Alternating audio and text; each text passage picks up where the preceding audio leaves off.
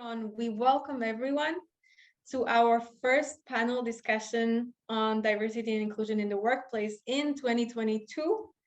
If I'm counting right, this is our 12th panel discussion in this series.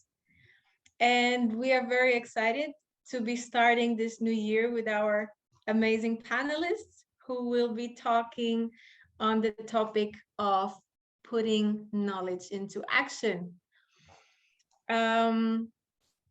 So just a few practicalities for the start of the session. In terms of accessibility, it is possible to request for a live transcript for those who are joining us with hearing impairments. However, we have experienced a few technical issues with the live transcript on Zoom. Your screen might freeze sometimes, so just be aware of that. Also, just another technicality, this session will take 2 hours. Out of that, the first 1.5 hours will be our panel discussion with the panelists, and then in the last 30 minutes, we're going to open the stage for a Q&A session. So feel free to ask questions as we discuss, and I will definitely get back to these questions and we will address them in the last 30 minutes. Anything that comes to your mind, we are always very happy to answer your questions. Just to make it a bit easier for me, whenever you want to ask a question, preface it with the word question. So it's easier for me to find it in the comments. And in case you would like to target it to any of our panelists, just write their name into brackets or anywhere within the text, so I know who to ask the question.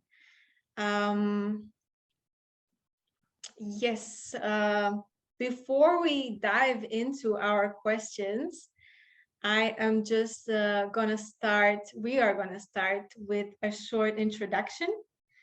So before we get to know our great panelists, some of them you have seen before, some not, I'm just gonna briefly introduce myself. So my name is Zuzana Warden.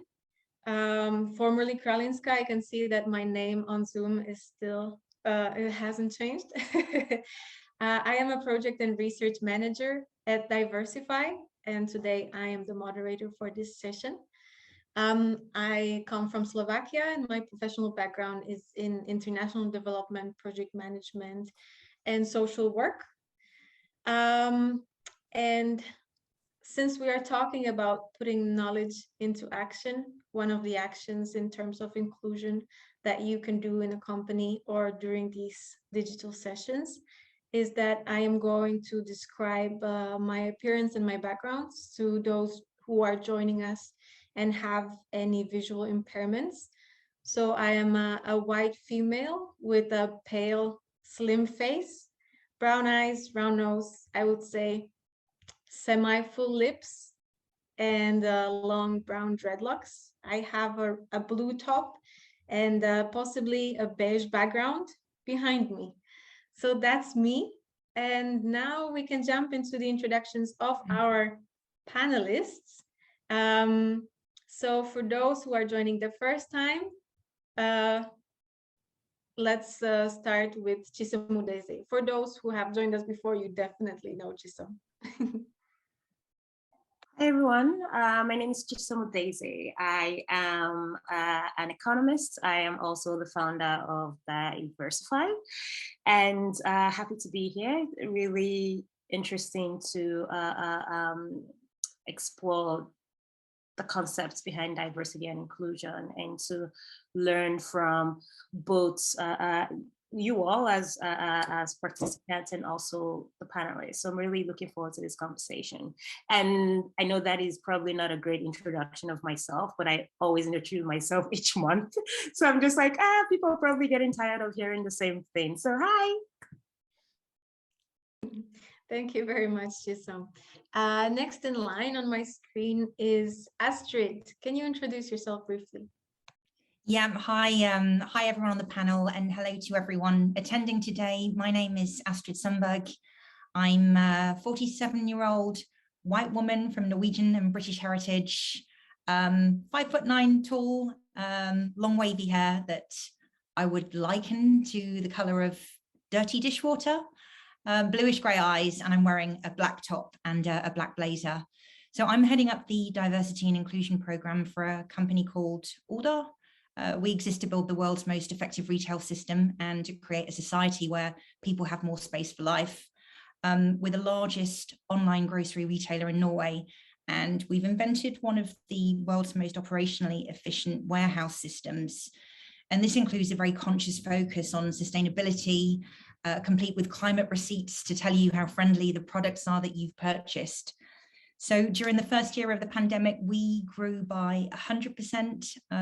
Last year, we became the new unicorn in town, and we're currently cited as one of the fastest growing companies in Europe with 800 people across Norway, Finland, Germany, and many other remote locations. So our company mantra is creating space for life. That applies both to our customers and to our employees, for whom we're cultivating a workplace culture that's very deeply entrenched in a human-centric and people-first focus. Thank you very much, Astrid. You haven't only introduced yourself, but Oda as well. So that's great. We have learned a bit about the company that you work for. And yes, so our newest member of the panel who is joining us for the first time is Lawrence. Hi, Lawrence. Can you introduce yourself? Thank you, Susanna. Hi, my name is Lawrence Akora, and I'll put a disclaimer out there. It's 4 a.m. right now in Santa Barbara, California. So if I say anything out of line, it's not my fault, just FYI.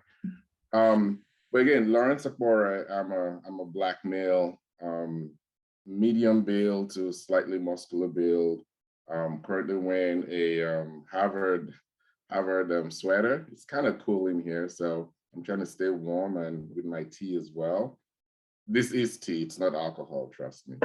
I'm currently the Director of Business Excellence, which is just strategy, design, and development for Takeda Pharmaceuticals here in California.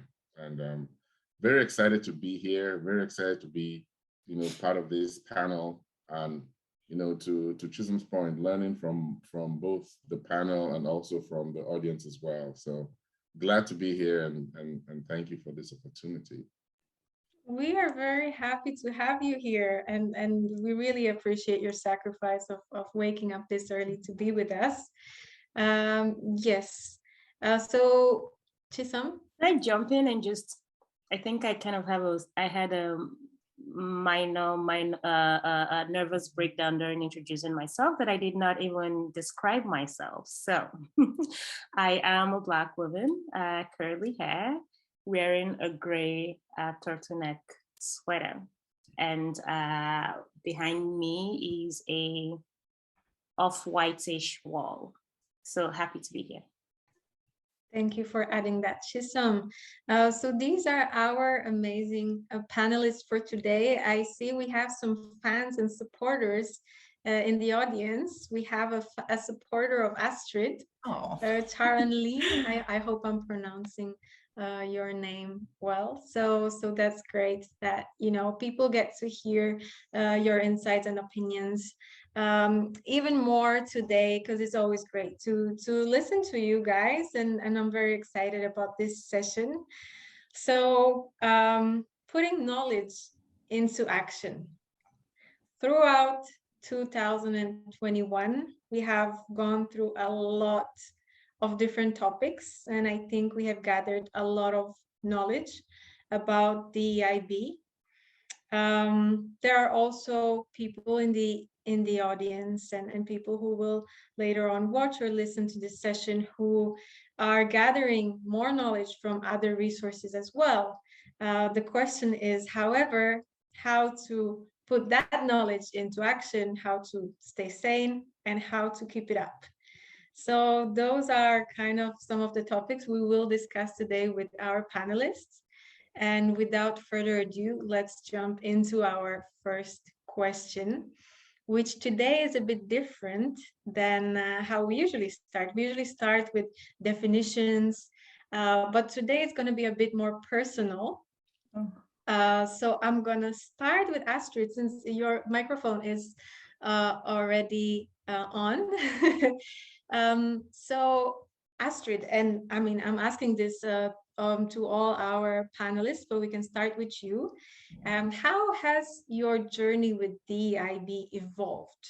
How have you applied the knowledge you have gathered into action in your professional life? Yeah, that's a really good question, Susanna. And I think that if I'm going to be completely truthful about where does the personal element start for me,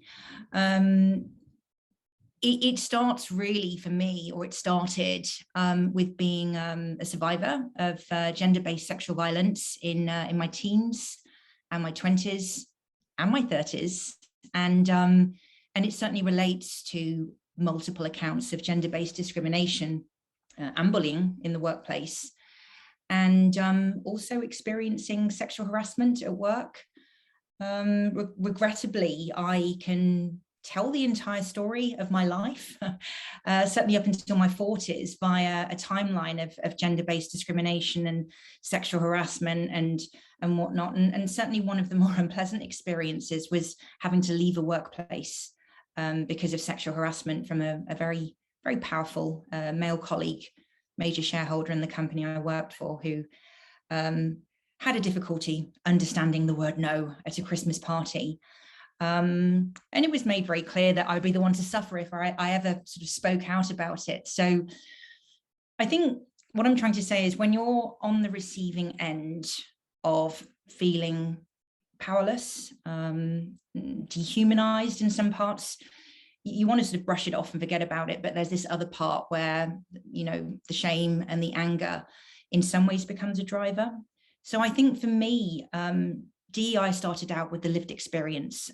Someone who's endured some trauma, probably bears the scars of gender-based discriminations, and then finding out that this world of work is evolutionary. You know, when you explore the deeper realms of diversity, equity, and inclusion in society at large, you learn more about how discrimination and systemic bias manifests, double disadvantages, quadruple, triple disadvantages. And I think understanding the complexities of how this sort of intersectionality plays out and how all these different clusters, you know, cascade into one another, it makes you start to have a greater empathy for the lived experience of others beyond your own. So my evolution has been because of the lived experience. But you don't necessarily have to have been on the receiving end of something horrific to be interested in this work. It's enough that you deplore inequity, racism, misogyny, transphobia, Islamophobia, or whatever it is that's very personal and interlinked to your lived experience, your community, your heritage. And as to how I've applied this in my professional work, I think the most important skill of all for me is firstly empathy, and secondly listening, because listening is one of the best learning techniques. And I think for me, I also realize I can't necessarily align my experiences with others. I'll never experience, for example, racism, being racialized as a white woman. So I have a power and a privilege that I can use to sort of navigate all these multi-layers while I'm learning, understanding, and getting frustrated with systemic bias. So that's how the journey is evolving for me, Susanna. I hope that answered the question. It definitely did.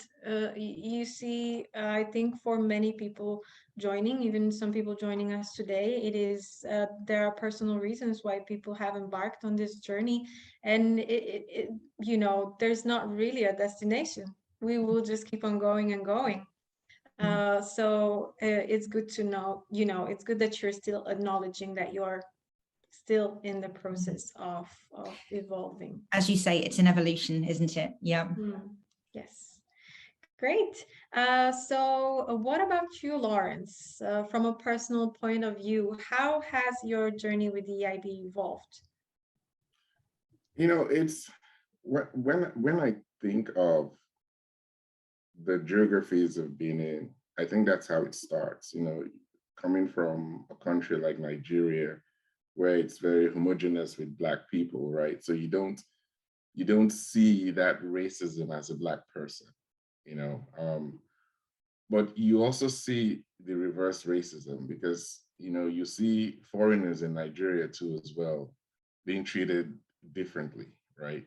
But as a kid, it's fun at that time. You actually even call them names. I was part of the gang that was playfully calling people names, but you just really don't know what you're doing at that time.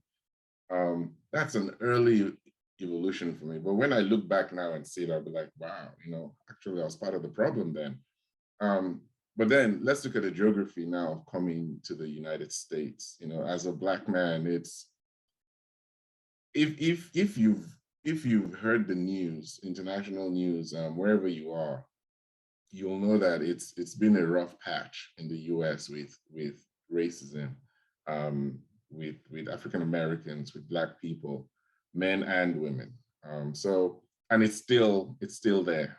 It's ebbs and flows, cliffs and valleys, but through all that, my journey has been, how do I become the best person I can be, right? I started as saying in Nigeria, I was part of the problem because jokingly, I was making fun of people that were different, right? Now I'm in the same space. When I think about personal situations where, the police, the cop has stopped me on the road and asked, instead of asking me for my credentials, driver's license and things, the first thing they'll ask you is, do you own that car? Because you're driving a nice car, right? Very passive, very microaggressive. All those things basically has shaped who I am now, and it's important for me to say that because what I now bring to the table is also, how do I marry my professional skill sets to change this trajectory, right? All the things I've learned from engineering to strategic development, how do I use that to change this trajectory? Because it's about action, The fuel that drives you is that emotion, is that passion, but it's not enough. We can be passionate from now till tomorrow, and if we don't put action to it, we're not going to move. We're not going to evolve, right? That's part of that evolution. So from the geographies, my mindset has changed, but there's a resolute part of me that says, if we want to move something forward, then use the skill sets you have, use the allies you have, and put something into action. And that's what we're doing, and that's what we'll always do, right? Because it's never going to stop. It has to keep going. And we know that, at the end of the day, incremental changes will happen, but you want to be part of those incremental changes as well. Thank you. Thank you for that answer, Lawrence. It makes me think of changing the title of this session and call it from passion to knowledge to action, because you actually have to start with that spark. You don't just start with knowledge and acquire it without having any passion for it. So what about you, Chisholm? How has your journey with the DEIB evolved? How have you applied it into action? We have seen you in action many times, but how has that happened? Thanks, Susanna. Like Lawrence, I also come from Nigeria. And I think that for me, from a young age, I've always been very curious about social justice, although I didn't quite know it as the term social justice at the time. And I've always had what I consider, at least for myself, within my worldview, a strong sense of fairness and equity. When I was in Nigeria, and quite frankly, every country I visited, I was always curious about socioeconomic disparities and why, there was a poverty gap that often widened. Why were some groups of people impossibly wealthy and others could barely get by, you know. So as a child, I wondered about generational wealth, people who had it passed down to them, those who had the systems and structures working in their favor. And then comparing that to my situation, I grew up wealthy, whereas my parents did not. You know, my mom worked hard and moved herself from the bottom percentage of society to the highest percentage of society. And she talked about how she unlocked, you know, the opportunities that were presented to her and how she took advantage of that. And that really got me thinking about how those opportunities and those access unlocked generational wealth for my siblings and myself that we can in turn pass on to our own children. And this informed my decision, I think, as an 11-year-old to study economics at university. So for me, this was really where it started. I was going to understand the world and I was going to fix it. But I was in for like a rude awakening because you can't do that. It's hard, at least not alone. But at 11, you know, I started studying economics and I moved on from watching cartoons to reading academic books about inflation and utility and the laws of diminishing returns, guns, germs, and steel. Then I fell into the studies of like a branch of economics called growth, institutions, and development. And a light bulb kind of went off in my head.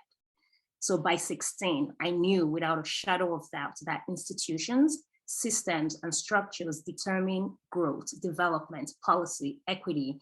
And behind these institutions are people like you, people like me, and our experiences of those structures, they differ. And when I speak about institutions, I mean all types: the government, the political system, healthcare, education, the workplace, your household, society at large. So behind these structures that we've created or have been created for us are origins of power, prosperity, lack, and poverty. So my DEI journey is a continuation of my childhood fascination and my adult education and research, and also my lived experience as a Black woman, as a person of color living in the West. And then also studying equity and all the institutions that come into play, you know, the challenges they present and how they can be rectified. So this knowledge informs my professional and personal life, you know, and I don't get to compartmentalize it because I live in the skin I live. That is a luxury that I don't have. So for me, DEIB is not a standalone, you know, it informs every investment data I analyze, every innovation project I work on, the restaurants or stores I patronize, the movies I pay for at the cinema. So for me, it's not something I can really switch off. And quite frankly, if I could, at the very core, I really don't want to, because I feel like I know too much. And my action and inaction matters. Thank you. Thank you for that answer, Chisholm. And we do have a comment in the chat, which is quite related to what you said, because for many, this is not a journey that has begun. It's a lifestyle of surviving, adapting, and thriving. It's Hebe who has written this comment in the chat. So thank you for the contribution. We have really started on a very personal note. Which is quite unusual for our sessions, but we also just have to accept that the DEIB is a very personal topic. It's not just something technical that we can discuss without adding any emotions or lived experiences to it. It's based on that. So the next question I'm having here is for Astrid, because she has, let's say, relatively recently joined ODA as the head of DEI. So I assume that as the first person to hold this role in a very fast-growing scale-up company, you had to start from scratch. So how does one begin to design a DEI strategy? Thanks for that question, Susanna. Yeah, DEI is still very new to Norway. I just want to sort of contextualize that. My native homeland is the UK, and it's a lot more progressed there. So here in Norway, there's only a handful of people doing the work. Norway has a history for being very one lens in only looking at gender, and there's a problematic side to this, to how this is being practiced in Norway. But let me start by saying that at Alder, my experience in working with DEI has been made so much easier with the culture foundations that have been cultivated with a real compassion and authenticity. I feel so grateful for that, because Alder have done an incredible job during their scale up of nurturing the culture, the workplace culture, and sort of curating these 3 behaviors which I see as so complementary to the DEI program that I'm working with. And I think this link between workplace culture and DEI is extremely important to acknowledge. So we have these 3 behaviors, and we've done huge amounts of work to focus on this continuous thread of building a cultural identity. And for Alder, these have been really heavily sort of integrated through team workshops, so that everyone can even decide on how the behaviors apply to them individually and collectively. And they're super simple and relatable for everyone, regardless of whether you work in the warehouse or in a desk job. So I'd like to share them with you, if that's okay, because I think I guess I'm really proud of them. And the first one is this: it's we care about people. It's not a fancy adjective. There's no tricks with this. We care about people. That's our first behavior. This links to compassion. This sort of cultivates empathy. This is linked to our space for life mantra, but it's also resonates with allyship, this sort of intention, speaking up for others, encouraging a behavior where we champion inclusion and belonging. And the next behavior is we shoot for the stars. It's a bit more sort of dreamy, but I think that this resonates for D&I because we know from the business case for D&I that it's related to, well, it's integral to the success of any company. We're a scale-up company. We want to be successful. We know that if we scale the company to being diverse and inclusive, we will be more innovative, we will be more productive, and top talent will be more attracted to work for us. So this is about embedding it into our DNA. And the third behavior is we're here to stay. So that resonates with this longevity and a desire to be in it for the long haul, with a focus on sustainability and a long-term picture. So I'm really grateful for those. And I think it's important to clarify that I had little involvement with this. This was laid out before I arrived. But in terms of how one begins with a strategy, well, that's been a process of 5 stages for me. And really the first step is, the first step I started with was listening. Listening and understanding the current environment. What are the experiences of employees? Do they feel heard? Do they feel included? Do they feel safe to be themselves? Where does inequality manifest? Do our employees see women and other underrepresented groups involved in decision making? You know, DEIB is about sort of closing the gaps, and this really requires a skill of listening, gathering insights, and this sort of safe, honest conversations. And step 2 is about learning, using what you've heard to build a plan. It's a shifting gear. It's looking at the solutions more closely, implementing meaningful actions. It is a bit of trial and error, and deciding where you're going to accelerate the work.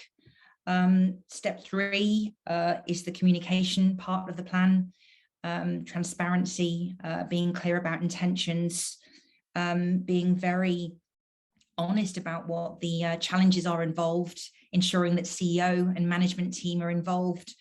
And then step 4 is about the changing. This is probably the hardest part, isn't it? You know, this is about taking action, choosing your meaningful steps and doing them well. So I think that's the hardest one of all. And the last step, of course, really important, measuring. A DEIB plan needs to be built around survey data. diversity demographics and employee experience. So listening, learning, communicating, changing, analyzing, those are the 5 steps we're following. There is some method in what we're doing. I'm happy to drop those in the chat if anyone wants a bit more detail on those. Thank you very much for this answer, Astrid. You have already touched upon a few questions I'm having in store for our other panelists. So maybe we can move on to Lawrence, because you have been working with strategies a lot, Lawrence. And can you tell us why is DEIB important to you, and how do you embark on implementing a DEI strategy, right? Because Astrid was rather talking about the design part, but how do you implement the strategy, and which criteria do you employ in evaluating the viability of your DEIB initiative? Thank you, Susanna. That's a loaded question, and I will break it up into 2. So the first one is why is it important to me? Let me start this way. Manuel Ellis, Tatiana Jefferson, Emantic Bradford Jr., Charles Roundtree, Botham Jean, Antoine Rose Jr., Sahid Vassell, Stephen Clark,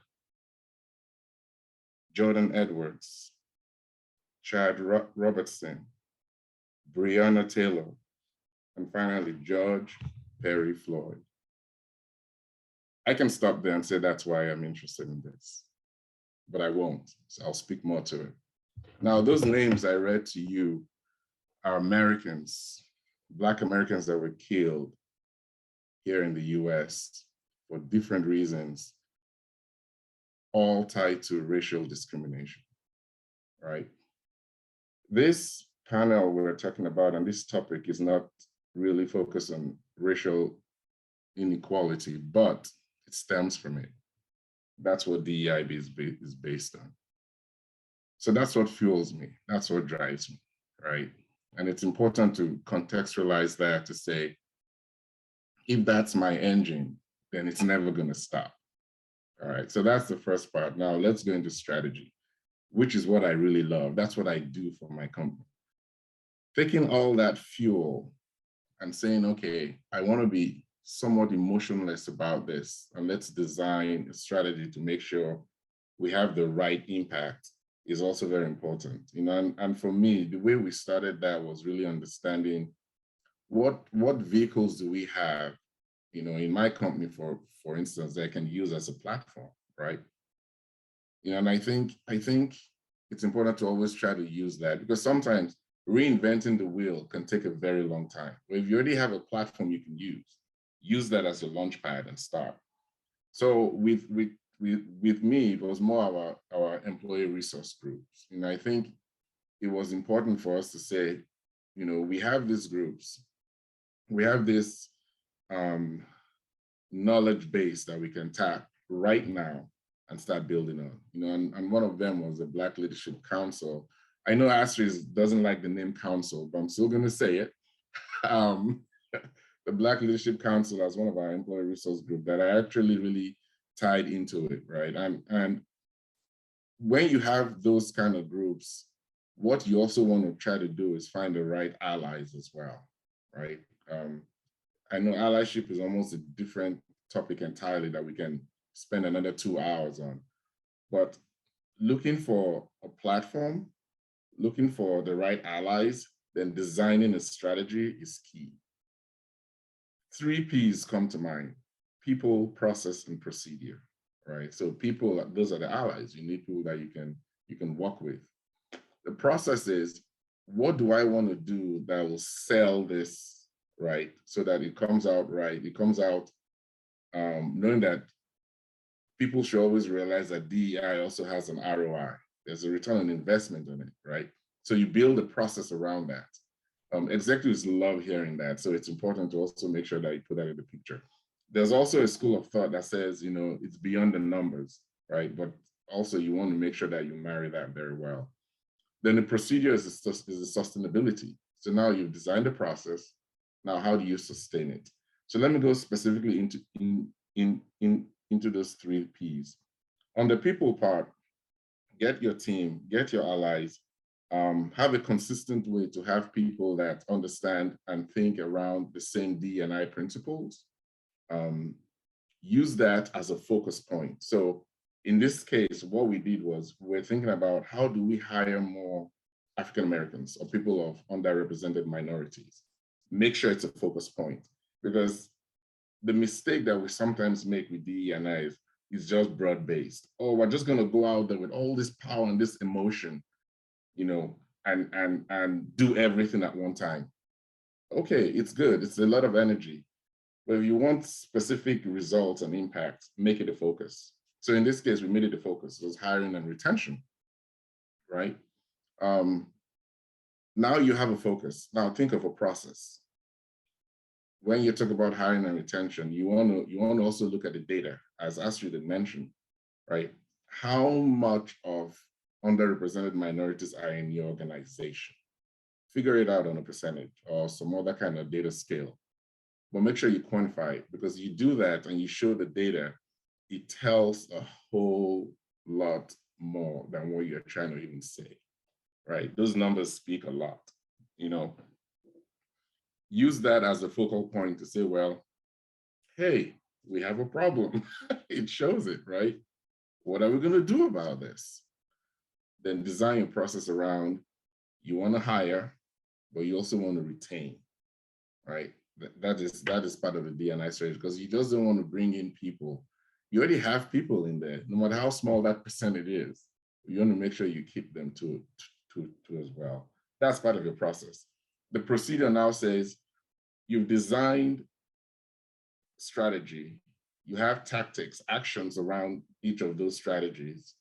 Now, how do we make this sustainable, right? It goes back to your allyship again. You know, make sure you have the team that's really backing this up. Make sure there's a consistency in how you deploy this strategy. Make sure that when you do deploy it and you get results, you communicate the results. So that is very key, right? Again, you're very intentional about what you want to do. You made it a focus, right? Now you're getting results, but it's not enough to just say, hey, we're doing great things. Communicate this, because that's what really will intensify what you're trying to do and even get more allyship. So again, for me, that was how I actually looked at a core area in my organization, and not just my current organization too as well, which apparently is doing great now because there's a shift in our DE&I base as well, and that's exciting for me. But just organizations have been with this. How do you make sure that you focus on the right things, have the right process, and keep communicating your wins, so that you build on that momentum and make sure that you grow. But that's how it's worked out for me. It starts with the passion, it starts with the fuel, but that's not enough. You have to build a winning strategy as well. Thank you, Lawrence. So it's 3 Ps: people, processes, and procedures. Correct. That's what we should all write down. But also in the comments, people have been quite active, and they have been talking a lot about, you know, the common ownership of the change. You know, everybody should be involved in the change. If we only depend on a few who will end up making the decisions, it's never going to work. So we see your comments, and we really appreciate that there's a conversation going on. Keep it up. Astrid, thank you very much for sharing your steps in the comments as well. And we have a question here from a participant, which is also connected to a question I have here for Chisom, and it is about data and measuring DEIB work. So Chisom, I know that in your DEIB work, there is an emphasis on measurement, both on a qualitative and quantitative basis. And I also know that you are very careful and critical about the type of data that is being depicted. You like the details because that's where the truth often lies. So why is measurement important? And on the other hand, why should we be constructively critical about the DEIB data presented by companies? Thanks, Susanna. So measurements and analysis, I think, are important because it helps us determine a baseline, and then we can hold ourselves accountable to the growth or the changes that we'd like to implement. So measurements can allow an organization to establish these baselines and define the goals, both qualitatively and quantitatively. It helps, especially like defining a baseline or understanding what your baseline is, helps us understand what the status quo, like how are things currently in your company. And I think Astrid touched on this and also Lawrence when he talked about listening, right? And trying to understand actually what is happening so you can figure out where you come in and what particular solution you can implement. It's valuable for a lot of reasons. Number one, it can improve lives significantly, the lives of the employees. It helps us make informed decisions. We find solutions to workplace challenges, and we can also be strategic in the decisions that we take. So Lawrence has talked to us about the 3 Ps.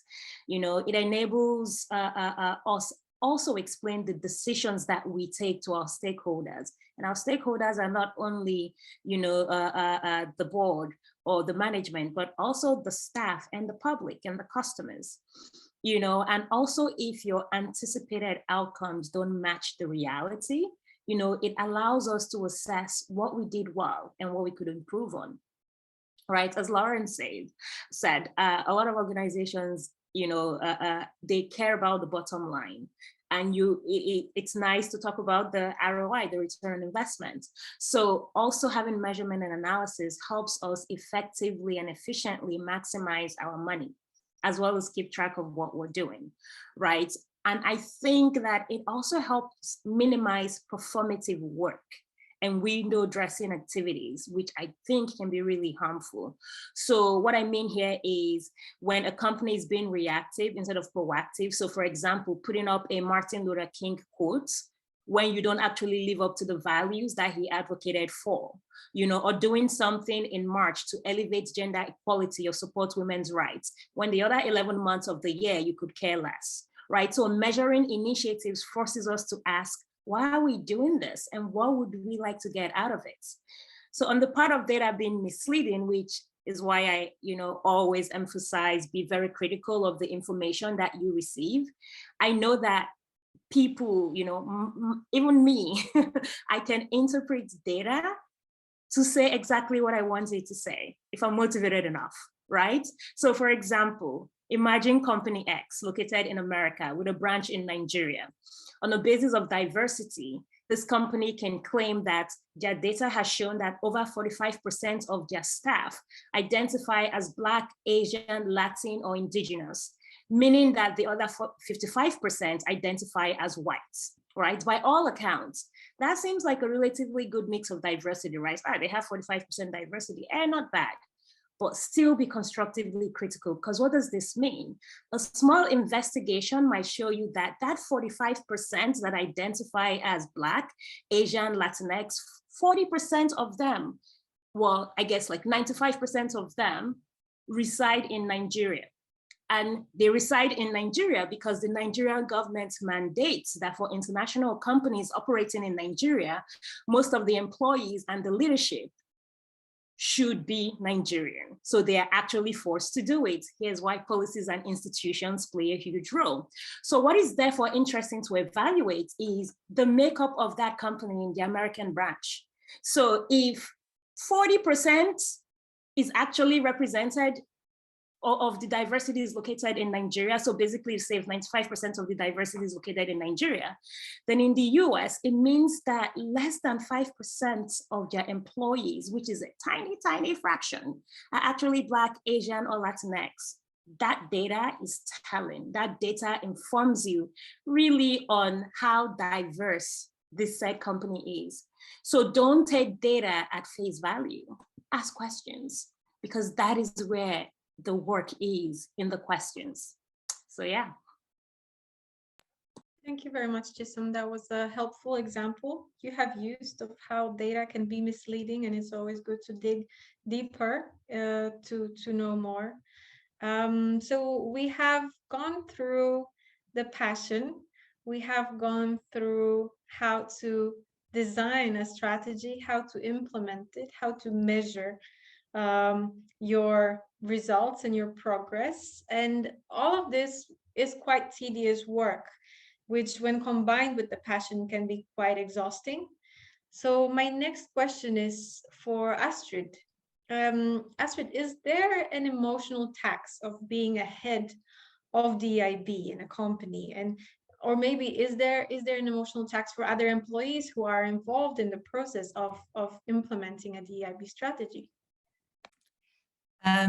Yes, goodness me, yes. I'm smiling a little bit because I quite frequently just contact Chisholm, say, have you got 5 minutes? Because Chisholm tends to be a really good person for me to vent with if something's frustrated me, shall we say. And yeah, I mean, I get frustration rage from, yeah, it could be seeing something on social media, could be a conversation with someone who just innocently says something that really triggers me. And then there's sort of blatant discrimination where someone just refuses to acknowledge it. And the emotional tax is sort of having the patience to call it out. One of the things I admire about Chisholm is Chisholm's really good at starting with the, oh, tell me, why do you think that? Whereas I'm just more likely to say, oh, I can't cope with this, and I just have to sort of leave. So I try to channel my inner Chisholm in these situations. And I think I've discussed this with you before, Chisholm, that sometimes it's really important in these sort of highly charged emotional situations to know when you've reached an impasse, or when the conversation's just died, and where to leave it.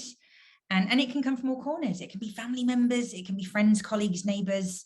So it's a lot of work in DEI. And when you dig deep and you do the reading, I mean, the foundational reading around the subject, when you sort of understand how the system got broken, why it's still broken, it's harrowing. You know, you don't always have the emotional bandwidth to deal with how impossible it feels. And, you know, Lawrence has talked about, and I'm so happy that you bring this experience and added element to today, Lawrence. Thank you for that. You've talked about these sort of seismic changes, and you know, it's been so many things in the last few years, from Me Too to BLM to the murders of George Floyd, Breonna Taylor, countless others, you know, a Stop Asian Hate movement, and, you know, a steady stream of Islamophobia and anti-Semitism sweeping so many parts of the world, topped off with what rising neo-Nazi movements. You know, the picture is grim. These are terrifying times to live in.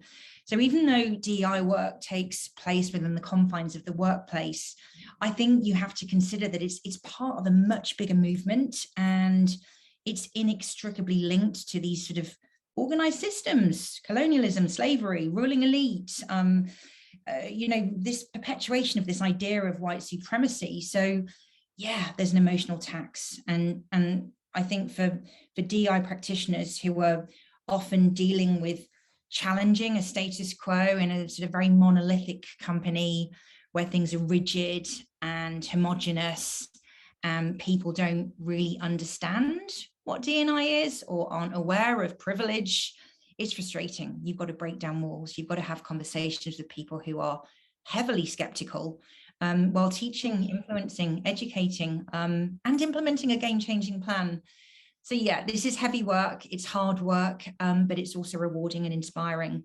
And the other thing I'd say is that I know something that we've probably touched on before in these sessions is that there's a really high burnout rate amongst DEI practitioners. Lawrence, you might have some more information on this than me, but I gather that so Glassdoor showed that diversity and inclusion job openings were 54% higher after the sort of social justice movement. So in December 2020, compared with pre-coronavirus levels. There was a huge surge in demand for roles, particularly stateside. And something else to consider, I think on that note, is stateside, many chief diversity and inclusion officers are people of colour. And I haven't got any statistics to back this up, but I think there's a widespread perception that the result of doing this work is particularly damaging for people of colour who don't have privilege to fall back on, who are often left with a double burden of own experiences, navigating the world and trying to fix a broken system.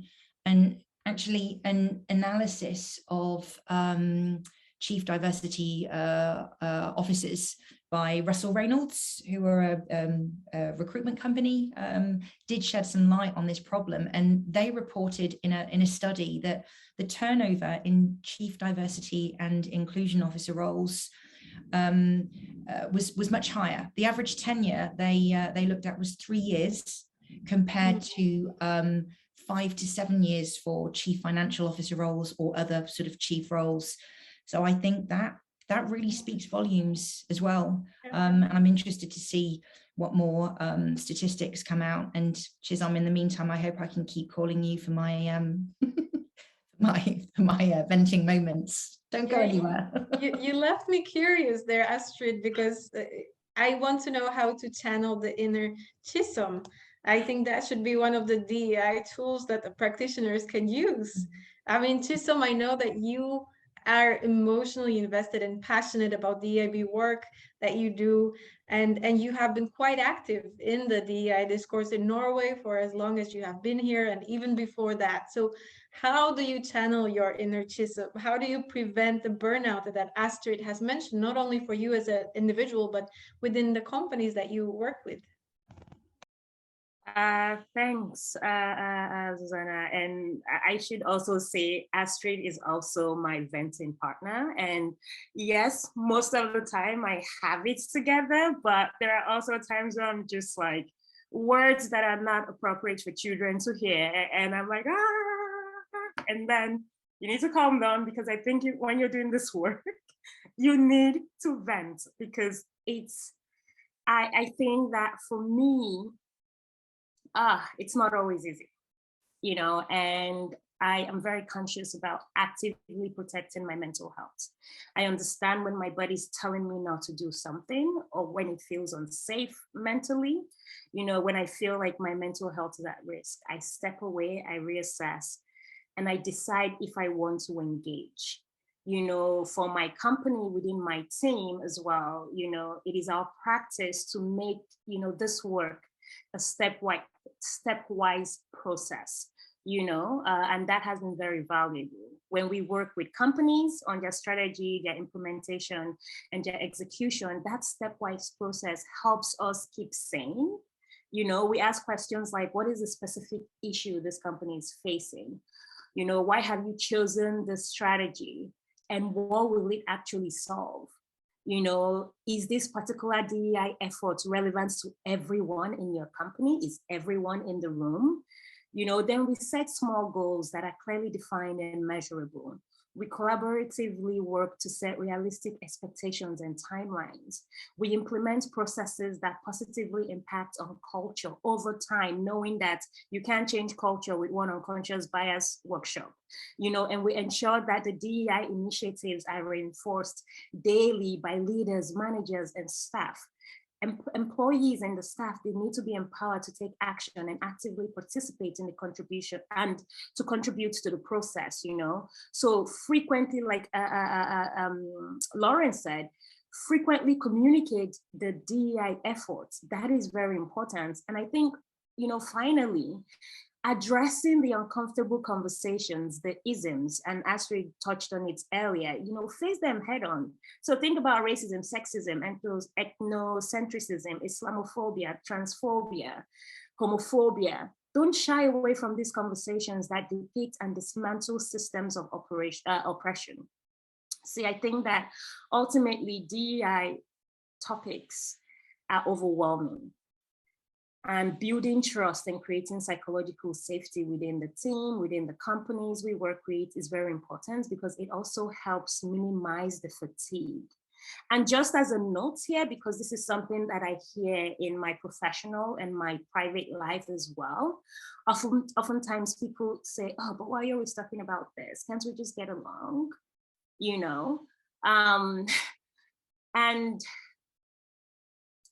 I think that when you see someone talking about race or gender or identity or religion, and your response is, oh, I'm tired of hearing about this, be mindful that that means you have privilege. Some people don't get that option. And besides, it's a form of microaggression and it's gaslighting. Now, imagine if someone asked you to stop breathing or thinking about your family or children, right? I mean, how can you possibly forget or ignore what inherently defines you, what your identity and your experience of the world is built from? You know, that you get to and can switch off is a privilege. It's not something to apologize for. It's not something to feel ashamed about. It's just a statement of fact. So the next time you want to like gaslight somebody or tell them, oh, stop talking about this, you're always talking about this, try compassion.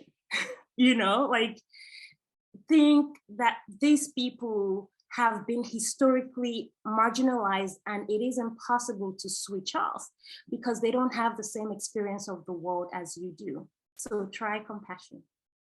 That's what I have to say. Thank you. Thank you for that answer, Chisholm. Just so that we are mindful of time, we have been in this panel discussion for 1 hour now, so we have 30 minutes left for this part of the session, and still some questions that I have in here. So if I can ask also our panelists to keep the answers crisp, so that we get to as many questions as possible. And then at 2:30, we will start with the Q&A session, and I will present the questions from our audience. So please, participants, make sure to ask any questions that come to your mind during the session. Also, if you feel anything during the presentation, during the answers, and you want to share your emotions, make sure to use the options available in Zoom for that. And I will move on a little bit from the part of the emotional tax to sustainability, because ticking boxes is not enough. Many companies tick boxes and either expect big results or they are not really expecting anything. They're just ticking the boxes for the sake of doing that. So Lawrence, how do you ensure that the implemented DEIB initiatives and strategies in your company are sustainable? So I'm going to be as crisp as I can, so Susanna, but I have to touch on what Astrid and Chisholm said. I mean, it's tough to answer that kind of question after you know Chisholm's discussion just now. So in regards to Astrid, Chisholm and I we went through a class at Harvard, and they did talk about the turnover rate of chief diversity officers. You are spot on. It's unbelievably real how tough that job is, you know. And I'm not trying to scare you. I'm sure you'll do a great job because I see the passion too as well. But you know what we learned there too were some of the pitfalls, right? Some companies actually even put people there as figureheads. Oh, I'm just going to put a Black person there. Yeah, we've done our quota, we're good. Oh, we'll just put a female there. We've done our quota, it's good. So look at those and understand, why am I really here and what actions will I take? So that's just that part. Chisholm, I thought I knew your passion, but how you just described it now, it's a whole new level of Chisholm. So I'm going to just be quiet about that. That was amazing. But back to the question. So I'll give you my example because I want to be as tactical and practical as possible. I talked about the 3 Ps. The last part for me, procedure, is what sustains it. So my example is, you know, when we talked about the strategy of hiring and retention, it was important for me to say, what skill sets do I have that I can bring into this to make it actually work? You know, what we did was, you know, that group that we kind of came together as a Black Leadership Council, we had a sub-action team called the Minority Career Network. And what we did was we built a charter, right? We said, we understand the data, you show the data, right? I'm talking about the real Excel spreadsheet, like literally. That's how serious this is. We know it's DE&I, we know it's emotion, but we're also going to bring in strategy to it. We built out this spreadsheet. On one side was the data, showing exactly what's driving this whole thing. We said, what's our project scope? What do we want to accomplish? Make it clear, right? Do I want to take underrepresented minorities hiring from 3% to 10%? Whatever that is, make it clear. We just talked about data with Chisholm, right? Make sure it's real data that you're going after. Then with that, have a purpose, build out your team. These are things that we built out on a spreadsheet. Have a structure where it's a cascading accountability team from those doing actions, those leading, and those that are going to be your allies, right? Or what I also call sponsors. Make sure you have those as well, lay them out. Build out your tactics. Now, what are the actions are we going to take? Strategy is one. Retention is another one. On the strategy, are we looking at having, bias taken out of interviewers? Build workshops around that, right? And when I say workshops, it's just not one. You have to have a recurring theme of how do I keep this relevant? How do I keep communicating this, right? That was one tactic. Another one was conferencing, right? We want to go to minority conferences, National Society of Black Engineers, National Society of Hispanic Engineers, National Society of Women Engineers. We have so many of them. Have a plan to say, how do we go to conferences? And this might even tie into Astrid as well. This is some of the strategies that we're doing. So we can also look at those as well. Then go to retention. The one thing that came for us, why are underrepresented minorities leaving the company? They're not effectively mentored or sponsored, right? Think about mentoring and sponsorship. Now, mentoring is not sponsorship and vice versa. People sometimes intertwine them. When you mentor someone, you say, I'm going to use your potential. We tend to probably take you from one position to another. Sponsorship is saying, I'm going to drag you to the door, knock on it, and walk away so that you can walk into that door. There's a difference. Make it clear, right? Those are procedures that we've taken specifically to drive that strategy. I remember when you do this, it's not for a period of time. It's circular. You keep pushing it. And as you're doing that, remember your measurement. Are we actually seeing this? Are we seeing people being retained more? Are we seeing people being hired more, right? That's one part of it. The other thing that we also drove, and that's why I love the company I work for now, is find a way to have DE&I be a goal in your company. If you have goals around productivity, you have goals around customer service, you have goals around core operating profits, you have goals around EHS, environmental health and safety. Have a goal around DE&I. What it does is it keeps it fresh to say, we do have a to and a from. We want to get somewhere from where we are. But now everybody in the company is involved in driving that goal, and it cascades, right? And usually, people think, okay, yes, you've taken emotion out of it, but it's good because it sustains the DE&I process. Even if the emotion is not there, it still keeps it relevant, right? So those two things were very specific for us, is, make sure you build a compelling process, a compelling story, and use data. We've talked about data, but also make sure you have a lasting process within the company that measures what is going on. And usually that's through company goals, right? So those are the two key things for us that I think will help sustain some DE&I processes. Thank you. Thank you. That was quite detailed, Lawrence, but still crisp. So thank you very much. And since you're talking about, measuring the goals, Chisholm has also mentioned how we measure the progress, but from a broad business perspective, we also had a question in the comment section about the return on investment. And I have a question for Astrid. Astrid, how do you measure the impact of the EIB strategies from a broad business perspective? Yeah, that's a really good question. I guess I can tell you what we're doing at Alder. I don't know whether it's the perfect answer, but there's no one size fits all solution. So what we're doing is first of all, the successful failure of DEI programs, I believe, depends on good quality data to eliminate that uncertainty. And to sort of really root the discussions in evidence. And data is the only way really to assess your blind spots. So we are going to be using Diversio. They are a deep dive demographic survey software company based in Canada. This will enable us to look at diversity, inclusion, and intersectionality.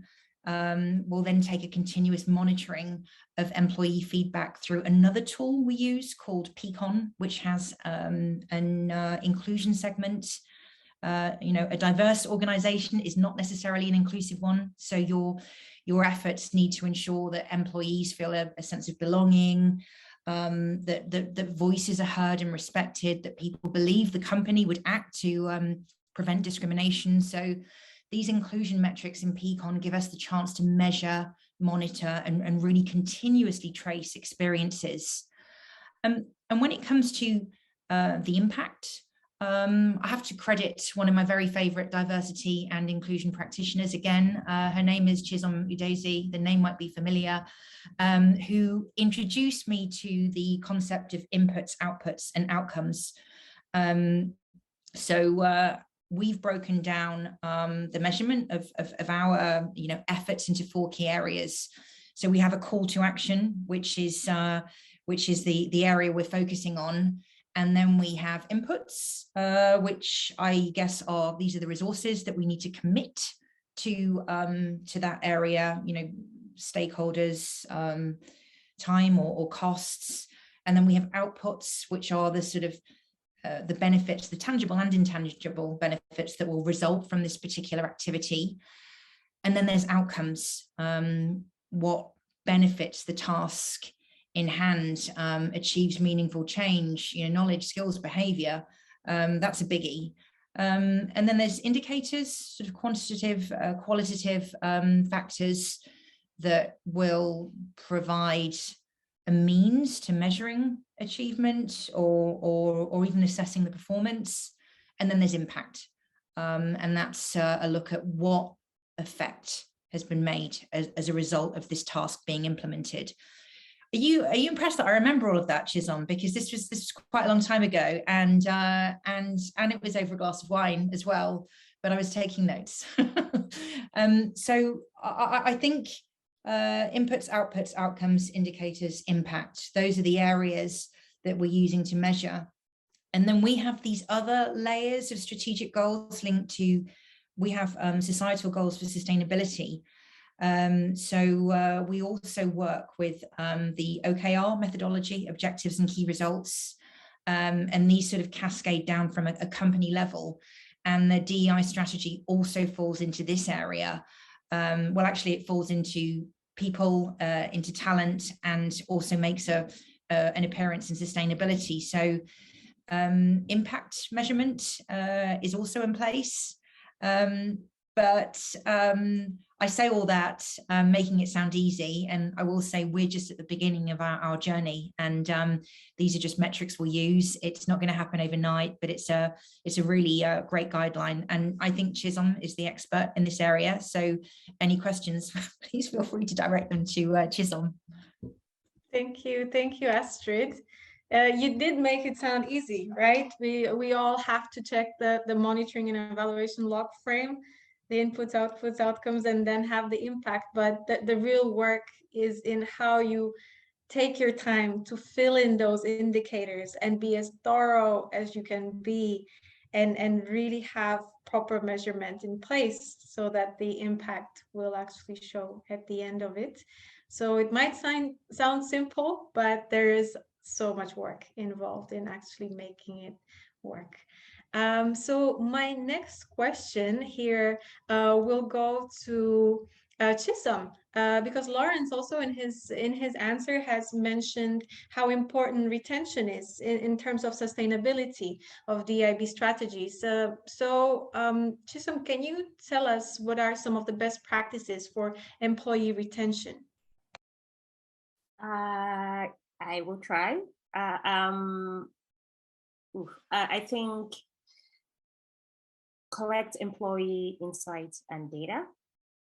The minute you hire them, the retention work begins. The onboarding process needs to be strong. I mean, like foolproof, you know, it needs to be intentional, and it should plug into a company goal that amplifies the strategy. Invest in diverse and inclusive processes. And so, for example, say an inclusive process, say take something like microaggressions as a way to combat microaggressions and to create a culture that dismantles it, perhaps implements micro affirmations, you know, so saying something like, oh, Susanna, good job at that presentation today. Oh, Lawrence, thanks for making that point. That is how you build a culture that begins to appreciate people, right? And provide ample acknowledgement and recognition to your employees. Don't take credit for what you've not done because you're a manager. Give credit where it's due. You know, acknowledge the inputs people make. Provide a clear career pathway, that is very important, an employee development plan. So frequently update your compensation plan, for example. Regularly assess your employee benefits and perks, and then repeat all over again. Now, these are not exhaustive, you know, there are more things I'm sure that you could be done to amplify retention. And since Astrid has put me on the spot, I'm going to talk about inputs, outputs, and outcomes, right? So, for example, when you're thinking of, I think I mentioned, so employee development could include provision of ongoing trainings, mentorships, supporting them in their certification processes, creating a buddy system as a part of the onboarding process, and so on, you know, and say, so if you think about what recognition of employees can include within an input, output, outcome framework, you know, it could be, okay, maybe on particular days we can, I'm losing my words, but kind of like have a day where, like appreciation day, where you're like, okay, today's appreciation day. Who do you appreciate? And just create a culture where it's okay to also reinforce, you know, to acknowledge people, to see people, to hear them, to value them as they are. But I guess the core thing, the core takeaway here is the minute you hire them, the minute they sign that contract, the work begins, right? Great, thank you. I hope all the leaders have been taking notes during your answer. If not, they can always get back to it in our podcast or on the recording. My next question is for Lawrence. And I'm sure that Chisom and Astrid might have some input here as well. So you ladies are both welcome to chip in. Because my question is, when is the right time and what is the right way to publicly and privately celebrate your DEI achievements? Just one word every time. Okay. I'm done here. Mic drop. No, but seriously though, Astrid touched on it, Chisom touched on it. You can't stop the work. You know, if you can't stop the work, you cannot stop the celebration of the achievements. You can't. This is one thing I'll say, that over communication certainly is the way to go, right? It is key in the process itself to say, how do I keep communicating our results, right? Because at the end of the day, with the passion and all the emotion, people also want to hear the results of what you're doing, right? How is it moving that dial? How is it creating some kind of ROI for the company? But more importantly, how is it affecting your employees, right? When I think about external motivation, external and internal motivation, external motivation, she hasn't touched on it on retaining people sometimes comes with compensation. You know, think about compensation plans. How does it fit with your competitors, right? Internal motivation for me is even stronger, right? How have you made sure that your employees love their job? And if they love their job, what aspects really is contributing to that? If DE&I is not tied to it, then there may be a problem, right? When you're the biggest accomplishment for me is when an employee comes and says, hey, I love this company because I see diversity, right? And I feel I belong. Biggest accomplishment for me. Again, that would be a mic drop. If someone tells me that, I'm like, my work is done here, right? You know, so there's never a time not to celebrate it privately, publicly. Once you have, and you don't have to wait for the biggest results. Oh yeah, we're able to hire this amount of minorities, or we're able to shift, you know, the thinking culture of diversity from one number point to another. You don't have to wait for that. From the littlest grassroots achievements, you start to communicate it. The littlest, as small as that is. Chisholm talked about appreciation day. The smallest things you do, you start to communicate it, because that always adds up to that big wave that will eventually come. If you wait for the big numbers, right, you're going to start losing people that expect to see you communicate the small achievements. So if there's one thing that I want to take away from this is, don't wait, do it every time, because someone is out there waiting to hear that, right? And they'll latch on it, and that keeps them. So, yeah. So you are suggesting to celebrate the small wins. Oh, yes, most definitely. Celebrate the small ones and do it every time. So maybe then the question is how? What is the right way? I don't know. Chisholm, Astrid, would you like to add anything here? If I may, and Astrid and I, we've had some conversations around this, and I do agree with Lawrence. I think that little wins, it's really important to celebrate them.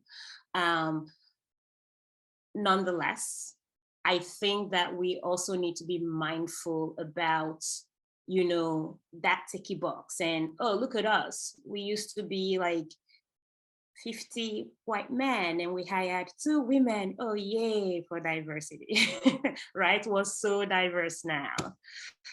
We need to be careful. Now, I would rather see we acknowledge that we have been behind and we're late to the game, but we're doing something. We're starting the process. We've hired 2 women and we plan to hire more, right?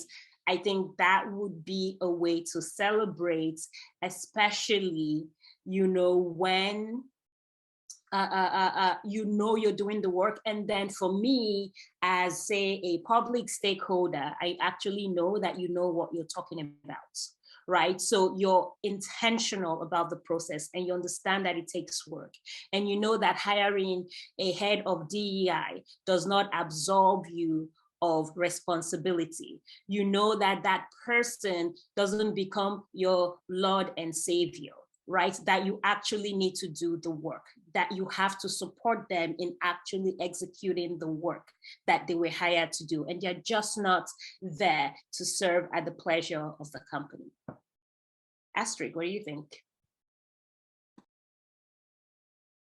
Yeah, I would actually say that, you know, they're 2 very different answers from Lawrence and Chisholm, and I'm going to be really Switzerland because I like Lawrence's optimism, and I think I need so much to hear that optimism, and I think it's so important because it's so easy, isn't it, to let the sort of storm in your head just get the better of you and just to be so cynical. So I would say the best bits of what you each said. I think, Lawrence, your sort of just this positivity, and Chisholm also this being realistic and not celebrating something that is average or something that isn't an achievement. So yeah, I hear you both, and those were both very different, but really answers that resonate with me. And I do agree with Lawrence, though. I think if you're actually doing the work and you're conscious and intentional, by all means, celebrate. You know, absolutely. Just be intentional. Don't be performative. Like, look at us. Look at what we did, right? That's you're spot on. You have to be authentic about it, right? And they're not contrived results that actually affect people's lives. You know, so I just think that it does help in the growing phase, you know, to take people along and try to keep some form of optimism. Yeah. But yes, I completely agree with you, Teresa. Your answers very much tie up to the whole conversation we've been having. You know, being positive helps to prevent burnout, but you need to have a strategy and not just tick boxes. If you want to celebrate, it has to be more than just a performance without any plan ahead and without any accountability of where you're coming from. So thank you very much for this short discussion we've had on this topic. And now we have the last 4 minutes within this section. And I'm coming with the last question that I have for the participants from myself. So I would like to ask all our panelists to give us their top 1 or 2 tips for companies that have some knowledge of DEIB, possibly have a head of DEIB or not in the company, maybe a team that's assigned to do something about it, and they are ready to start the journey. You know, what are your 1 to 2 top tips for them? Maybe we can start with Astrid, since you are unmuted. Yeah. Am I switched on? Yes. Well, I think I've coined the phrase now, channel your inner Chisholm. So that needs to be here to stick, doesn't it? But how about also, in the name of inclusion here, unleash your inner Lawrence as well. I think that has a good ring to it. But no, seriously, my top tips, start with defining your vision and your mission and your goals and your objectives. Be patient. Remember, there's no one-size-fits-all approach or solution. Remember that this work is human-centric. It's not meant to be flawless. It actually requires bravery, trial, error, experimentation, iteration, and it's fundamentally linked to organizational change. And that's, you know, actually one thing we know is that the vast majority of change efforts, they don't live up to their aspirational visions. And that's because people in the organization aren't invested. So the change doesn't get operationalized and the momentum isn't sort of leveraged effectively. So engaging leaders is so key here. Leaders need the courage and the fortitude to sort of play their part in the DEIB programs. And, you know, this work is inherently about taking organizations that are homogenous, inequitable, and non-inclusive, then changing them to being diverse, equitable, and inclusive. That's not an overnight task. It takes a long-term plan, the vision, the goals, the objectives, and this sort of iteration mindset. Thank you very much for your tips, Astrid. Lawrence, would you like to go second? I'll just use some adjectives. Adaptability, resilience, kind of ties into what Astrid just said. You have to be patient, you have to be resolute, intentionality, understanding the work, not just the theory, staying with your passion. Because I think doing that kind of job, you should be vested emotionally into it. That has to be your fuel, right? Don't lose that passion, don't lose that emotion. Communicate your wins, bring people along. Allyship is huge, right? You can't do it alone. There's no way you can do it alone.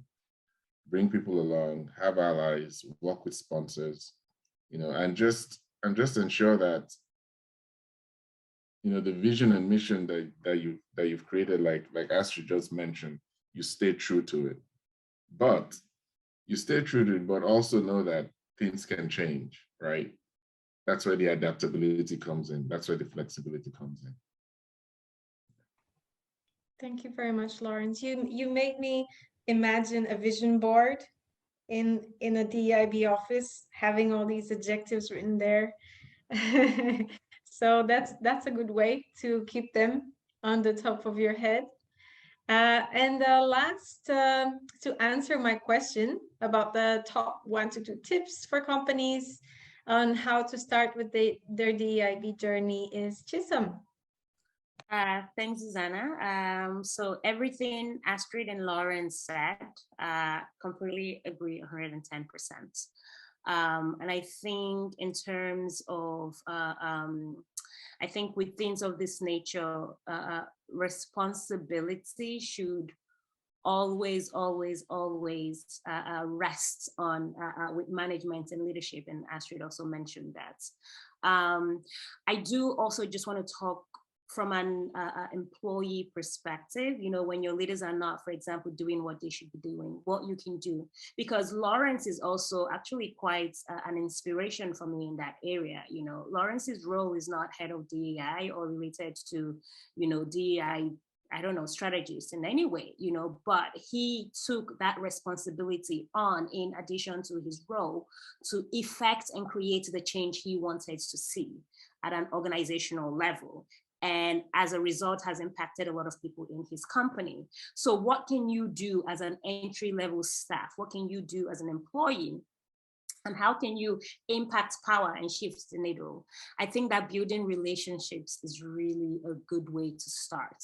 Like, you can't do anything in a vacuum. And, you know, Lawrence has touched on this many times over this conversation about like getting your allies, right? Also be crystal clear about, you know, what you care about, how you want to grow in that organization, what you want to learn. So people know that you are the person that cares about this or that. So for example, in my team, I can tell you that where disability inclusion is concerned, Susanna would be the first person that comes to mind. Where Indigenous people or those who are historically marginalized are concerned, I would think of Nikki. Where women and ageisms are concerned, I would think of Eva. Right? So be clear about what you care about and make it known to the people around you. In addition, do your job well, be really good at it, because people are more likely to take you seriously when they know you produce results and in high quality. Great ideas are just that, great, but action and effectiveness speak louder. Right? So if you actually do your job well, like don't burn out, don't go above and beyond, but do what you're hired to do. It's easier to influence power. It's easier to influence leadership. And it's easier to influence a decision-making process, because when you make a suggestion, you know, they can say, oh yeah, Susanna is really, you know, she's always on the ball. So let's do what she said. Right? And something else you can do is, if the opportunity presents and your company is not very active on, say, the DEI strategies or policies, you know, something is coming up that matters to you, say Women's Month, Black History Month, and you have people you follow, you know, you have thought leaders you follow, you can reach out to your HR or to your company and say, hey, you know, I follow this like cool person called Chisom. Can we bring them in? For example, you don't have to do this for me. I'm just saying, like, you can also use your voice, right, to say the things and to bring the voices to the table that you like others to hear about. I think that's really important. Right. Thank you very much, Chisom. And a huge thanks to all our panelists for their amazing insights and all the experiences and knowledge that they have shared with us during this session. Just a quick plug from me. What Chisom was talking about just made me think about a very teeny tiny but effective step of how, you know, companies can get on the journey of implementing DEIB within their organizational culture is using an inclusion calendar. And an example of that is an inclusion calendar that Diversify has actually developed for 2022. And Nikki, a colleague of mine, can definitely share some more info about that, because it's a very effective tool how to increase inclusion within your company and make people from different cultures, different religions, different parts of the world feel seen and celebrated, because we have to celebrate all the small wins and anything that we can, just to make sure we keep up the passion and the happiness in the work that we do. So thank you all very much. We are 5 minutes past 2:30. And now the stage is open for your questions. So I'm just gonna scroll through the chat, which today has been a very fruitful, and there's been a lot going on in there. So thank you all so much for contributing.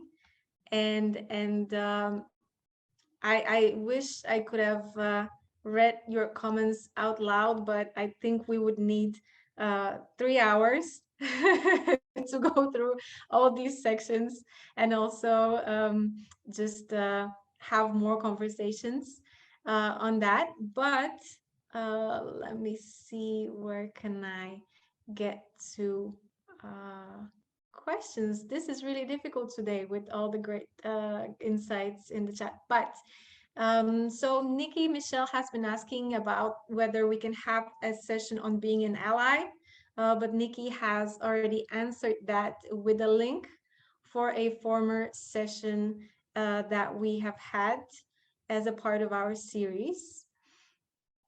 So next in line, a question. There's a question for Lawrence about the processes that Takeda Pharmaceutical are dealing with worldwide and what the acceptance level is. Big question, Lawrence. Can you answer that for us? Yeah, that's very specific too. So I think during one of our discussions, I had mentioned, one great thing that my company is doing is around establishing DE&I goals, right? And not just establishing it as an overarching, company-wide strategy and publicizing it. They're actually goals that have been cascaded into our performance as well. So if you think about, when I mentioned external and internal motivation, and external motivation is tied into some performance and compensation, right? It's commensurate. Sometimes you make sure people hear that as well, that if you want to be externally motivated, your performance has to be up to par, and tied to that are goals. So now that we have DE&I goals, for those that think that way, it's a way to say we need to keep cascading and sustaining our DE&I goals, right? Takeda has done that very well. And when I say cascade, I'm talking about cascade all the way down to the employee level. So not just leaders now, which is great because it starts with leaders too as well. So that's one, and we're all measured on some level of DE&I goals, right? The other part too that I really like is we've also strategically put the right resources, kind of like Astrid, head of DE&I roles. We've built DE&I offices very strategic to regions and actually resource them at high level and also mid-level management as well, which again is key. I know it sounds very political. Wow, we now have our DE&I leaders match on, but that's also key, right? Because if you don't do that, you will not have the right steps, the right pedestals to say, how do we drive DE&I so that it's more of a broad structure versus just only the grassroots? The grassroots is great. That's what we're doing with it, with our Takeda resource groups, but it's not enough, right? It has to be with leadership too as well. So those are very specific things that Takeda is doing, and this is worldwide. We hired someone here in the US, head of DI. We hired someone in Japan. We hired someone in Europe. It's very strategic in terms of regions as well. Thank you. I hope that your answer has been good enough. I'm sure that our participants would love to hear more and more. But let's move on to the next question. I have received some help from my colleagues to just be able to find the questions in the chat. So there was a question on LinkedIn actually from Kimia, who is asking, what do you do in Norway where you cannot count and have the data? on certain diversity parameters. Who would like to answer that? Astrid actually already answered, but I think Astrid can speak to it more. Yeah, I didn't go too deeply into the legalities and the complications around gathering data in Norway, because it's a whole other topic, and we've got a very global audience today, so I didn't want to diverge. But Kimia, hi Kimia, thanks for joining. It's such a good question, because this is these rules, they're such a menace, they really are. Norway makes it very difficult for you to gather data. And, you sort of default to this area of just gender, or just gender and age. That's pretty much all you're allowed to measure under local labor laws here. I think that we have found a swerve, a way to navigate around that with the particular platform I'm using here. There are many others, so I'm just being very transparent and honest about what we're using, but I'm not endorsing, this is not a paid partnership or anything with Diversio. What I will just stress is that the way this data is gathered is it's not data we store on file, it's not data we gather, it's voluntarily given by employees who opt in or opt out of the surveys and the questions. It's anonymized, it's aggregate, and we're confident after quite a lot of investigation into this that we're not in breach of any legalities. We're not in breach of GDPR, and I'll keep you posted. Hopefully, you won't see us on the front of Vegia for all the wrong reasons, but that's where we stand on that particular question, Kimia. Thank you, Astrid. And the next question I think might be, or Chisom, do you want to add anything here? No, well, sure. I have looked at the Diversio platform. I think it's good. I think that there are other ones as well that are also quite good. So I think depending on your company's situation and where you're located in the world, I think there's always something great about having options and exploring those options before making decisions. But Diversio is definitely good. And I think especially within the context of Norway, where you have this challenge with data. But we can also include, I think in the follow-up that we do, I would think of some of the names of the platforms. Also, I'm not in a paid partnership with anyone that I found that I think are very useful that my clients also use. Thank you very much, Chisom. And we have a question here from Nikki Michelle that is quite connected to what Chisom was saying about microaggressions and microaffirmations. But the question is, how do you empower your employees to deal with microaggressions? So they are there and you want to empower the employees to deal with it. How do you do that? I feel like this is one of those questions where I have a sassy answer, but I'm going to try to behave myself. I think we need to start with an understanding of how microaggressions can show up, right? Oftentimes it's the intent versus impact conversation where, oh, but I didn't mean anything by it. I was just curious. Your curiosity has made someone feel excluded. Your curiosity can potentially make someone rehash trauma. And microaggressions, I think having an understanding of what they are, assuming a person of Asian heritage will do really well in math is a form of microaggression. Assuming that, you see a Black person in Norway and you're like, ooh, your Norwegian is really, really good. It is a form of microaggression.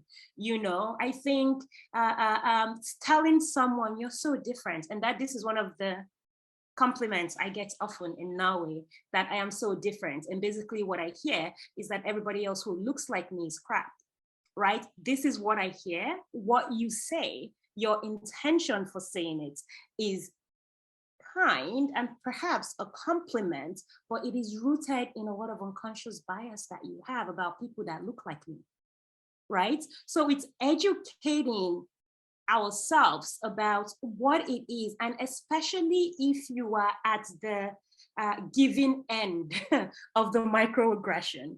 And we also need to remove that onus on the people who are on the receiving end. I don't want to learn how to better deal with microaggression. How about we just don't have microaggression? How about check yourself before you ask a question that is good intentioned?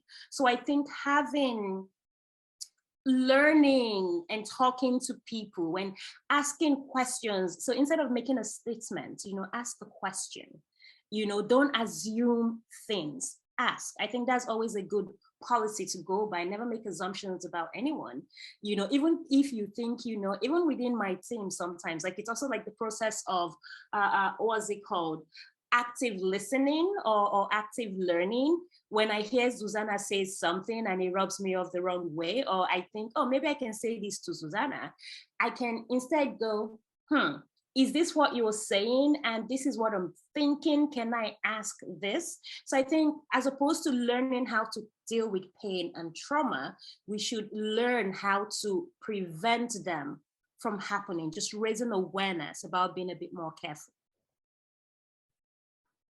Yeah, can I add to that too?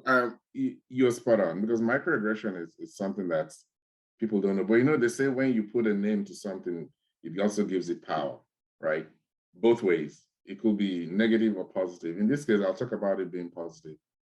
When you identify a situation as microaggression, it clears up both ends, the giver and the receiver, right? Because honestly, most times people really do it in an unconscious bias way. It's not being mean. They really just don't know. The part that irks me is when they do know, they have the knowledge about it and they still do it. Then it's a different story. So when I started with saying giving it a name, it's about education too as well, right? It's important in any organization to have that kind of training. And it's not just this formal training, yep, I took notes and I'm walking away. Practicalize it, right? Have those conversations. Some of those conversations are very tough, but you have to simulate it. Simulate it and say, hey, this is what microaggression looks like, right? Both the receiver and the giver will understand it clearly. Put a name to it so that people understand what it is. Can I just quickly add to that as well? I sort of, have a very quick real life example of having worked with a boss once who was one of these people who would always like tokenize cultures. He'd always say, oh yeah, but she's Russian. Oh, he's Pakistani. He always did this. He always would try to reduce people down to a stereotype. And I think, eventually, and these I think are microaggressions towards other people, albeit behind their back. And I think that I just eventually had to confront him the third time and just explain, when you say that, it makes me feel uncomfortable, and explain why. That's a hard conversation to have, but I think to start a conversation with what you just said makes me feel uncomfortable, and here's why. I think that can be done in sort of quite a calm and quite a rational way. So I say, call it out, pluck up the courage, call it out. Thank you all for contributing to answering this question. And we do have... If I may, sorry, I see Anne Christine is asking, isn't microaggression a human blindness? Lawrence is kind of answering.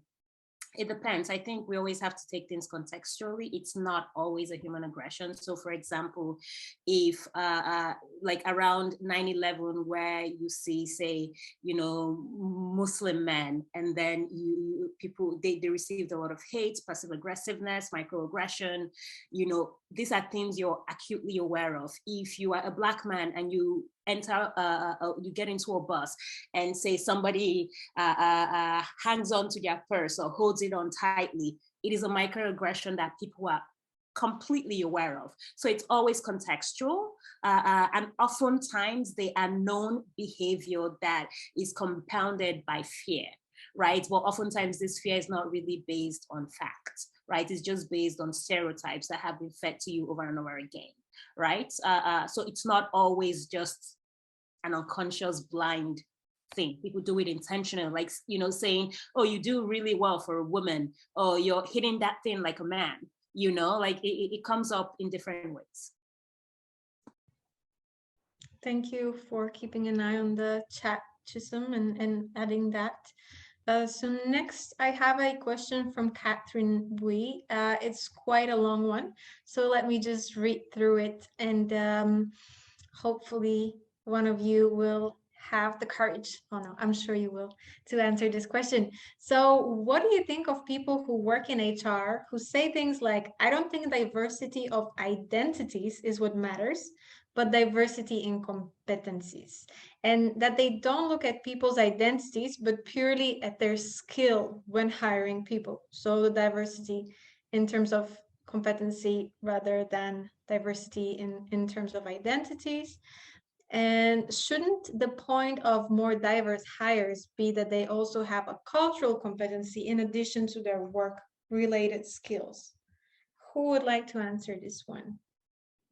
What do you think about it? You know, I can start, but I'm sure Astrid and Chisholm will add to it. Yes, we understand that competency is important, right? That's what ties a function to hiring someone. I'm gonna be nice. But also we need to take bias out of the interview process. Let me just put it that way. And I'll give you an example. You have a panel of 5 individuals, interviewers that all attended Harvard. And there's a student from Harvard and one from Dartmouth, another college. Honestly, who do you think they're going to look at more? The Harvard student.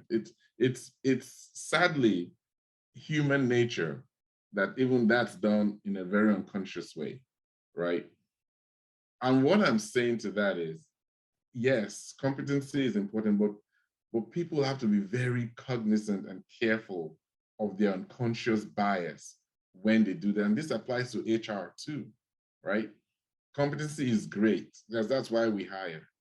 But also understand that if you have very competent people, they're all white men, all white women, all Black men, all Black women, there might be a problem, right? So just make sure you understand it from a very holistic standpoint. It's not just about competency. That's a key factor, but also understand your organization, understand your organization's DNA and what you are looking for as well. Can I add also to that, please, Lawrence? I totally agree with you, and it's something I've come across in my career, 26 years in HR, and I call BS on it. I mean, it can be just a genuine lack of understanding, you know, innocently. But I think, you know, this is just like saying, let's pay no attention to gender or race or ethnicity. It's just like ignoring it. It's just like trying to pretend it doesn't exist. And you know, and it's a very dangerous mentality as well. I've heard something that's a real bugbear for me is, oh yeah, let's just look at diversity of thought, or a team of all white men saying we're really diverse because we've all got different degrees. I mean, come on, that's not diversity. I mean, we really need to work with more defining if people actually think that's what diversity is, right? And also just want to add, and I completely agree with Astrid and Lawrence. And I think Lawrence was touching on this also to indicate, at least from my perspective, that unconscious bias doesn't always negatively affect people, right? So if you have very competent people and somebody comes in from Harvard or from Dartmouth or Oxford, Cambridge, was the equivalent in now, I don't know, NTNU, BI, right? And you're like, oh, because they went to this school, they have to be great. And then you hire them anyway. Like that is a way, an unconscious bias. And you have this in like confirmation bias, affinity bias, halo effect, how it affects people, and some people benefit from it while others don't. And so just wanted to point at that, and Lawrence touched on it. We do have a follow-up question here, so I'm just going to read that before I get to the next one, which will possibly be the last. But the follow-up question then is, what are your thoughts on hiring diverse people in terms of identities who need more training versus hiring less diverse people in terms of identities who do have the competency and don't need as much training? any thoughts on this follow-up? So I think Astrid had touched on it before when we talked about planning your strategy. You need to understand what the company's vision and mission is, right? You know, if the mission at that time is to say we need to really have diverse people, not just of thoughts, of identity, investing in extra training is okay, right? Let's just put it out there. Making that investment is okay. You know, meeting your goals with that extra training is okay. But I think the first thing actually has to be, what is your goal? What's your vision? What's your mission? What's the target, right? Where are you in the organization? Where's your growth at that time in your organization? And use that as a check-in to say, okay, what do I do in a situation like that? That's kind of what I'll add to it. And I think to add as well to that is, it depends on, so you're hiring people who already have the competence, but are they adaptable? Do they learn easily? Can they change and pick up the knowledge and the skills that are necessary for your company as you innovate and as you grow? And I will say, of course, there's a part of me that I feel like sometimes this question and this conversation around like, hey, yeah, but a lot of the diverse talents, you know, they don't have the skills we need. The same ridiculous arguments about like women in tech, for example. Oh, but there are no women in tech. Are you serious? You know, there are places we can find them. Do the work. Don't be lazy, right? So if you want the skilled people, because I think when we say less diverse people, but they're very skilled, and people who are diverse, but they don't quite have the skills, well, perpetuating the idea that people who are diverse are inherently not skilled and that they need training. So we need to be very careful about what we are saying, right? Yeah, I totally agree with that, Chisholm. I'm just going to jump in here and say that this, you know, again, it comes back to this idea of defining greatness. Who defines the greatness? What is great? What do we perceive as great? And absolutely, in my HR career, I've worked with leaders who said, yeah, but if you work too much on the D&I, you know, don't impact the quality. Be careful that you don't, you know, upset the chain. We need to keep hiring really good quality people. And that's just so loaded with bias. Look at the assumptions there. That is an assumption that by having a more diverse talent pipeline is in some way going to impact quality. That is bias right there. That's something that we all need to look out for. And that's something that regrettably is still very, very prevalent in workplaces. Thank you so much. We only have 2 minutes left of the session, and we have a great question in the chat. So I'm just gonna ask this last question. It's from Vanessa Mbamalu, and the question is, what do you think is the most effective way to cater to more diverse clients, customers? So it's more external. Having separate initiatives for minorities versus lowering entry barriers of established spaces, for example, cheaper prices, extra services. So I guess it's about, you know, mainstreaming your D&I into all the external work you're doing, or just focusing some services on the diverse clients and customers. What is I can have a go from again, I'll just use the lens of Alder. I haven't, you know, this isn't a main part of my work yet, but one of the areas we've talked about is the product. How accessible is the product to people, or with, you know, within different intersectionalities in society, you know, disability access. You know, what about someone who's in a wheelchair? You know, what kind of extra services can we offer? I mean, I will say as a caveat to that, we haven't started that work specifically yet, but it's something that will eventually form a part of the plan. And up there is things like we Alder became a low-cost supermarket grocery model this year. So that's sort of certainly opened us out to being more inclusive from a socioeconomic level. And then, of course, you know, that work can continue with the kind of foods that we provide as well, and being inclusive perhaps you know, I'd love to see us being able to offer food on, I don't know, Chinese New Year and Eid and Diwali and you know, just to cater for people who are celebrating other festivals outside Easter and Kristi Himmelfarts and all those things. Yeah, actually, Lawrence, we do celebrate something here called Kristi Himmelfarts. It's I'm still not exactly sure what it is, but it's a celebration, isn't it? Yeah, that's what I'd say. That's where I would say that diversity can be looked at in the product, and that of course creates a ripple effect of people seeing us as an inclusive brand, right?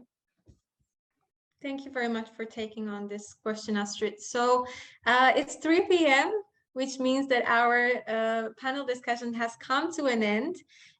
We thank you all for joining us. We thank our amazing panelists, Astrid, Chisholm, Lawrence, especially Lawrence for waking up so early to join us all the way from California.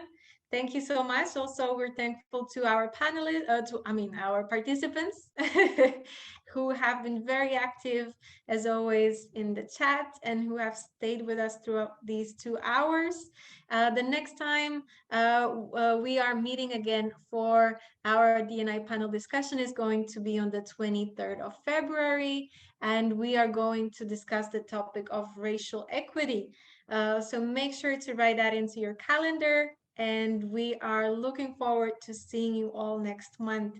Have an amazing rest of the day, and thank you all once again for being with us. Thank you, Susanna, for moderating. Appreciate it. Thank you. Great. Thank you, Lawrence. Thank you, Astrid. This was a really great session. Learned so much as always, but also as expected from the two of you. And Susanna, thank you very much for moderating, and to the participants as well. Thank you for your time.